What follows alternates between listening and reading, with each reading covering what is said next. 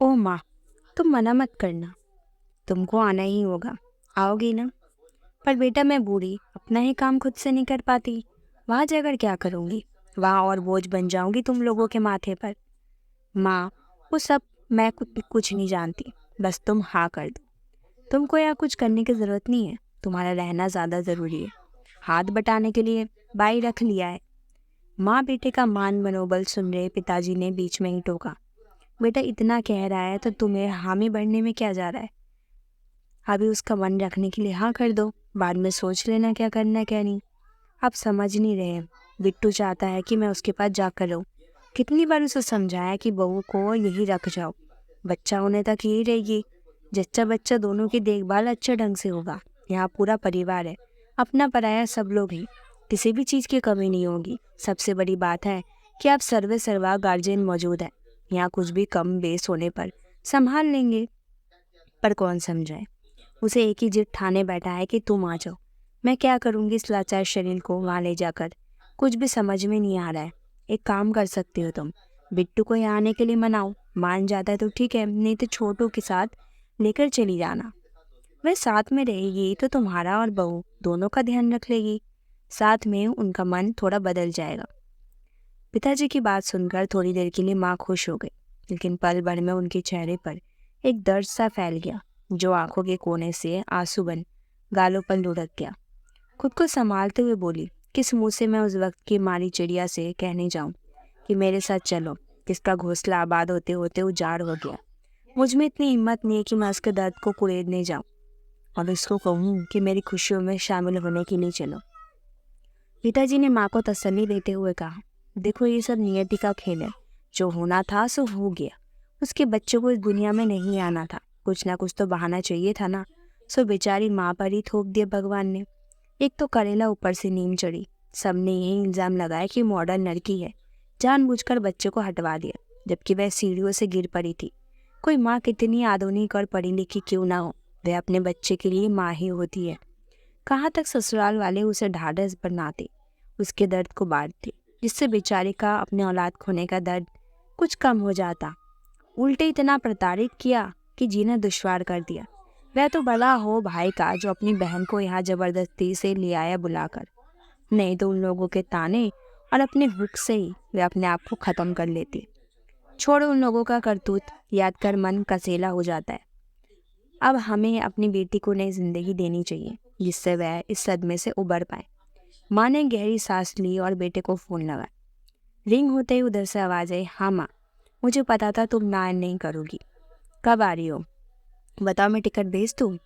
बेटा मैं कह रही थी कि माँ ऐसे रुक रुक कर क्यों बोल रही हो, कोई प्रॉब्लम है क्या? बेटा मैं सोच रही थी कि छोटी को भी साथ। माँ तुमने तो मेरे मुंह की बात क्या डाली? मैं तो सोच रहा था पर हिम्मत नहीं जुटा पा रहा था कहने की। आखिर किस तरह और कैसे कहता, समझ ही नहीं आ रहा था। चलो अच्छा हुआ तुमने मेरी मन की बात खुद ही कह दिया।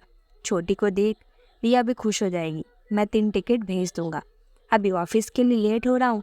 ओके कहकर फ़ोन काट दिया। अपने आप में खोई छोटी पहले तो जाने के लिए तैयार नहीं हुई, लेकिन माँ के मनोहार और भाई की खुशी के लिए भारी मन से हामी भर दिया उसने। 2 दिन बाद का टिकट था। माँ पिताजी चाहते थे कि जगह परिवर्तन होने से और माहौल बदलने से उसका मन बदलेगा, थोड़ी खुशियाँ उसके जीने का सहारा बन जाएगी। उसकी पतझड़ बनी जिंदगी में फिर से नए कोपले फूटेंगी। सबके जाने की तैयारी पूरी कर ली। नियत समय पर सब स्टेशन पहुंचे। माँ पिताजी अपने आने वाले पोते या पोती के लिए काफी खुश थे। तीनों लोग 2 दिन के सफर के बाद बेटे के पास मुंबई पहुंच गए।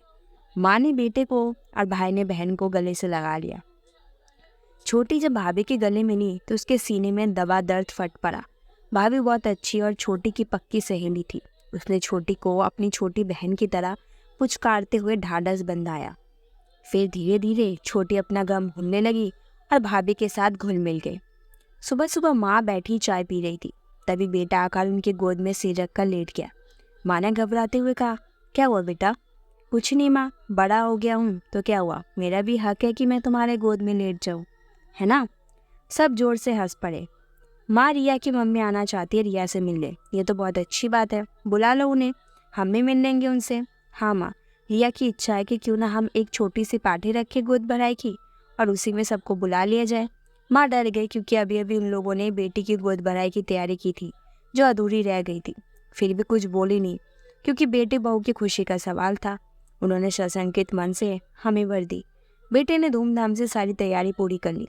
छोटी ने भी कभी जाहिर नहीं होने दी कि उसके दिल पर क्या गुजर रही है। उसने अपने चेहरे पर झूठी मुस्कान लिए भाग भाग कर भाभी को सजाती रही। शाम होते ही पार्टी शुरू हो गई। सारा घर मेहमानों से भरा हुआ था। बीच हॉल में सजी धजी रिया को बैठाने के लिए छोटी दौड़कर कमरे में उसे लेने गई। अंदर रिया की माँ अपने रिश्तेदारों से बोले जा रही थी, क्या ज़रूरी था दामाद जी को अपनी बहन को यहाँ बुलाने का? हमें तो डर लग रहा है कि कहीं उसकी मनहूसियत तुम्हारे बच्चे पर ना पड़ जाए। छोटी आगे के शब्द सुन ना सकी। जिस दर्द को उसने अपने भाई और भाभी की खुशी के लिए दिल के किसी कोने में दफन कर दिया था, उसे भाभी की माँ ने अपने घटिया शब्दों से कुरेद दिया था। देर होते देख माँ के कहने पर भाई पीछे से देखने गए। बाहर जाकर देखा, छोटी कमरे के पास सीढ़ियों पर अचेत पड़ी थी। वे जोर से चिल्लाया, छोटी मेरी बहन, क्या हुआ तुझे? सेकेंड पार्ट में जल्दी अपलोड कर दूंगी। अगर कहानी अच्छी लगी अभी तक तो मेरे चैनल को सब्सक्राइब करके मुझे ज़रूर सपोर्ट कीजिए। इसका सेकेंड पार्ट मैं जल्दी अपने चैनल पे अपलोड कर दूँ।